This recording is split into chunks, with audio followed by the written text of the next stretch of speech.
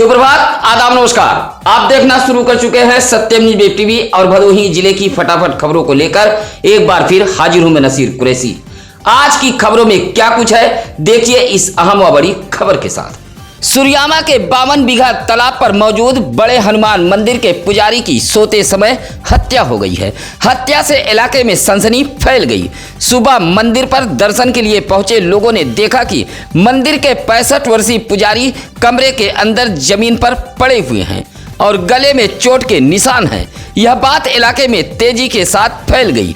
देखते ही देखते मौके पर काफी भीड़ जमा हो गई थी। सूचना मिलते ही DIG RP Singh, SP doctor Meenakshi Katyayan, अपर पुलिस अधीक्षक डॉक्टर तेजवीर सिंह, फॉरेंसिक व डॉग स्क्वाड टीम मौके पर पहुंची थी। 52 बीघा तालाब के हनुमान मंदिर के 65 वर्षीय पुजारी सीताराम मंदिर के पास बने एक कमरे में कई दशकों से रहते थे। इसी कमरे में पुजारी का शव बरामद हुआ है। पुजारी की हत्या से इलाके के लोगों में नाराजगी देखी गई है। उधर पुलिस अज्ञात हत्यारों के खिलाफ मुकदमा दर्ज कर आगे की कार्रवाई में जुटी हुई है।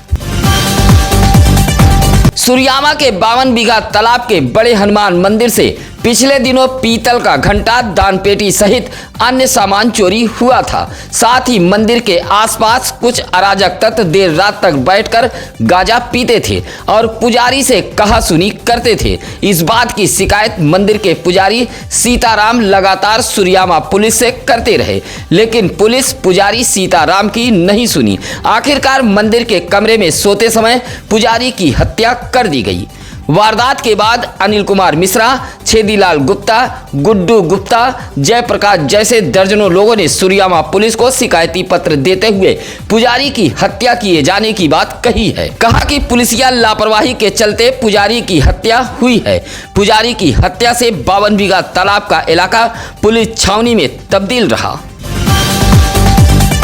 सुरियामा के 52 बीघा तालाब बड़े हनुमान मंदिर के पुजारी सीताराम की हत्या के मामले में एसपी ने बड़ी कार्रवाई करते हुए प्रभारी निरीक्षक सुरियामा, बीट प्रभारी, उप निरीक्षक व बीट आरक्षी को तत्काल निलंबित कर दिया है। साथ ही 5 सदस्यीय टीम गठित कर मामले की जांच का निर्देश दिया गया है।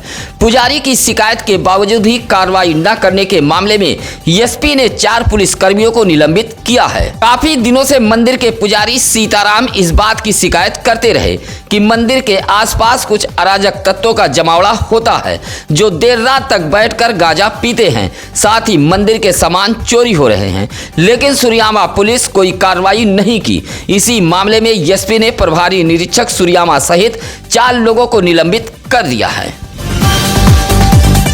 गोपीगंज नगर के भाजपा नेता गगन गुप्ता ने सोमवार को डीएम दरबार पहुंचकर पारिवारिक विवाद में एक नया मोड़ ला दिया है।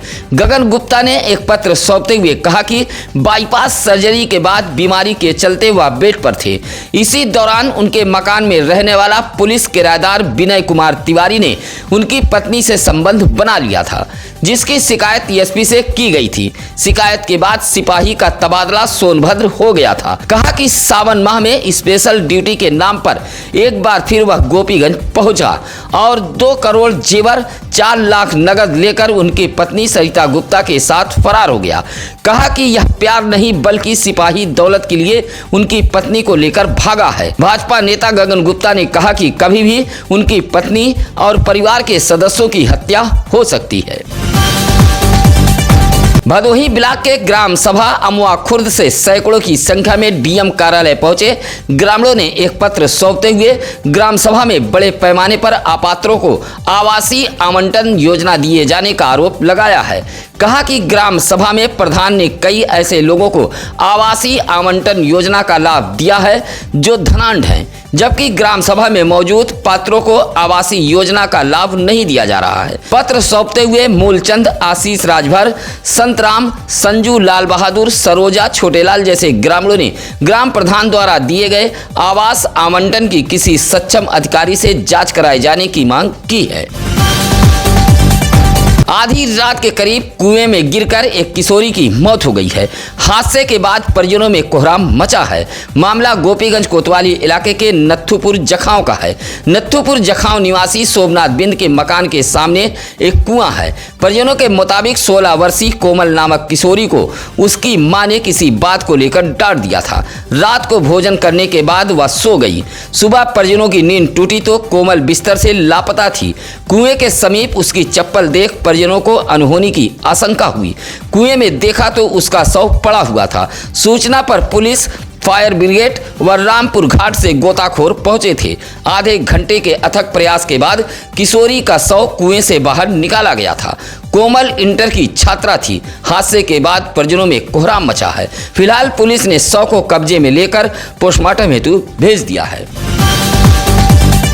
डीग ब्लॉक के अनापुर में कोटे की दुकान के आवंटन को लेकर गांव के बगीचे में खुली बैठक बुलाई गई थी। गहमा गहमी के बीच स्वयं सहायता समूह के लोगों ने आवेदन किया है। अजय भारती, ज्ञानेंद्र सिंह व विपिन त्रिपाठी की मौजूदगी में यह खुली बैठक आयोजित की गई थी। गांव की रिक्त चल रही कोटे की दुकान के आवंटन को लेकर यह बैठक बुलाई गई थी, जहां गहमा गहमी के बीच स्वयं सहायता समूह के लोगों ने आवेदन किया है। बैठक में ग्रामीण आरोप प्रत्यारोप भी लगाते रहे। बैठक में लोकपति चौबे, लक्ष्मण यादव सहित पुलिस के साथ ग्रामीण भी मौजूद रहे। ऊज इलाके के राष्ट्रीय राजमार्ग मैलोना सूफी नगर में एक बड़ा सड़क हादसा हुआ है। अज्ञात वाहन के धक्के से एक बाइक डिवाइडर से जा टकराई। हादसे में बाइक पर सवार जीजा जहां गंभीर रूप से घायल हो गया, वहीं उसकी साली की मौत हो गई, जबकि बाइक पर बैठी 4 वर्षीय श्वेता नामक बच्ची बाल बाल बच गई है। औराई के भगवती दासपुर निवासी 30 वर्षीय मदन लाल अपने ससुराल ऊज के बिछिया गए हुए थे। सोमवार को बाइक से अपने घर के लिए लौट रहे थे। बाइक पर उनकी 18 साल की साली साधना व 4 वर्षीय पुत्री श्वेता सवार थी। बाइक जैसे ही ऊंच के मैलोना सूफी नगर रामदेव पीजी कॉलेज के सामने पहुंची, तभी किसी अज्ञात वाहन ने जोरदार टक्कर मार दी। बाइक डिवाइडर से जा टकराई, जिसमें साधना व मदन लाल गंभीर रूप से घायल हो गए। घायलों को सरकारी एम्बुलेंस से जिला अस्पताल ज्ञानपुर लाया गया था, जहां साधना की मौत हो गई, जबकि मदन लाल गंभीर रूप से घायल हैं। डॉक्टरों ने रेफर कर दिया है। हादसे के बाद परिजनों में कोहराम मचा है। भदोही वाराणसी मार्ग के कंधिया रेलवे फाटक पर ओवरब्रिज निर्माण को लेकर रास्ता बंद है, जिससे यात्री बसों का आवागमन नहीं हो पा रहा है। सोमवार को बस ऑपरेटर यूनियन ने डीएम कार्यालय पहुंचकर एक पत्र सौंपते हुए कंधिया रेलवे फाटक के पास सर्विस रोड बनवाए जाने की मांग की है। पत्र सौंपते हुए प्रमोद सिंह, कुलदीप सिंह, विमलेश पांडे, संजय दुबे, पप्पू शर्मा ने कहा कि कंधिया फाटक ओवरब्रिज निर्माण के चलते रास्ता बंद कर दिया गया है। रास्ता बंद होने से स्कूली बच्चों को बेहद परेशानी का सामना करना पड़ रहा है। यूनियन के लोगों ने पत्र सौंपते हुए फाटक के पास से सर्विस रोड बनवाए जाने की मांग की है। सत्यम न्यूज पर खबर चलने के बाद महिला की पहचान हुई है। रोते बिलखते परिजन ज्ञानपुर मोर्चरी हाउस पहुंचे थे। आपको बता दें कि रविवार को भदोही शहर के रेलवे स्टेशन के पूर्वी छोर मोहल्ला मुल्ला तालाब के समीप रेलवे ट्रैक पर एक 45 वर्षीय महिला घायल हालत में मिली थी। अस्पताल लाने पर मौत हो गई थी। महिला नकाब पहने हुए थी। इस खबर को सत्यम न्यूज ने चलाया था। खबर चलने के बाद महिला के परिजनों ने सत्यम न्यूज कार्यालय में फोन किया था। महिला की पहचान सुरियामा के भटेवरा निवासी मोहम्मद समीम की 45 वर्षीय पत्नी कानिजा बानो के रूप में हुई है। महिला रविवार की सुबह दवा लेने घर से निकली थी। कनीजा बानो को कोई संतान नहीं है। कनीजा बानो पति के साथ रहकर घर पर ही टॉफी बिस्किट की दुकान चलाती थी। सुरियामा कोतवाली इलाके के खेवखर घमहा में स्ट्रीट लाइट खंभे की चपेट में आने से बड़ा हादसा हुआ है। 40 वर्षीय रामचंद्र बिंद नामक अधेड़ की मौत हो गई है। रामचंद्र बिंद मजदूरी का काम करते थे।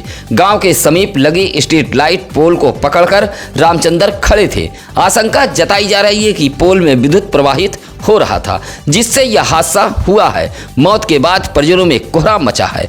वहीं रामचंद्र को बचाने गए मदन लाल बिंद नामक व्यक्ति भी घायल हुआ है। मौके पर पहुंची पुलिस ने शव को कब्जे में लेकर पोस्टमार्टम हेतु भेज दिया है। भदोही शहर के मर्याद पट्टी में चल रही रामलीला का सोमवार की रात समापन हो गया। अब 2 अक्टूबर से रजपुरा की रामलीला शुरू होगी। सुभाष मौर्य, विनीत बर्नवाल, अभिषेक जायसवाल, अरविंद मौर्य ने बताया कि भदोही शहर के मर्याद पट्टी में चल रही रामलीला का समापन हो गया है। अब दूसरे पार्ट की रामलीला 2 अक्टूबर से रजपुरा में चलेगी। वृंदावन के कलाकारों द्वारा रामलीला का मंचन किया जा रहा है। भदोही शहर के मर्याद पट्टी में लक्ष्मण शक्ति, राम सेतु वंदन, कुंभकर्ण, मेघनाथ का मंचन करने के बाद रामलीला का समापन कर दिया गया है। इन्हीं कलाकारों द्वारा एक दिन विश्राम के बाद 2 अक्टूबर से रजपुरा की रामलीला का मंचन किया जाएगा। गोपीगंज कोतवाली इलाके के पूरे शंभू गांव में नीलगाय के बच्चे का शव पाए जाने से इलाके में सनसनी फैल गई है। नीलगाय के बच्चे के शरीर का अधिकतर अंग गायब था, जबकि सिर पड़ा हुआ था। सुबह गांव की महिलाएं खेत की तरफ निकली तो देखा कि एक नीलगाय के बच्चे का शव खेत में पड़ा है।